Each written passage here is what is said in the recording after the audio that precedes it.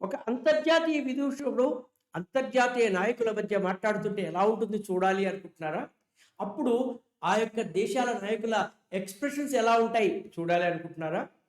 అలా అనుకుంటే మీరు పాకిస్తాన్ యొక్క ప్రధానమంత్రి మాట్లాడుతున్నప్పుడు, ఇటలీ యొక్క ప్రధాని మెలోని యొక్క ఎక్స్‌ప్రెషన్స్ చూడండి ఎలా ఉంటాయో. నేను డొనాల్డ్ ట్రంప్‌ని నోబెల్ ప్రైజ్‌కు తిరిగి నామినేట్ చేస్తున్నాను. ఆయన సౌత్ ఈస్ట్ ఏషియాలోనే కాదు, అనేక మంది మిలియన్ల యొక్క ప్రజల యొక్క ప్రాణాలు కాపాడాడు అని చెప్తూ ఉంటే, సడెన్‌గా ఏమిటి వీడు ఇలా మాట్లాడుతున్నాడు అన్నట్టుగా ఒక ఎక్స్‌ప్రెషన్ ఇచ్చింది ఆవిడ. ఇచ్చి మొహంలో ఒక చిరునవ్వు పళ్ళ బిగువున ఆపింది. ఇంకా ఆపుకోలేకపోయిందో ఏమో! మొహాన ఇలా పెట్టుకొని ఆపటం మొదలుపెట్టింది. ఆ వీడియోను చూడండి. పక్కనున్నటువంటి మిగతా దేశాల నాయకులు కూడా ఏమిట్రా బాబు!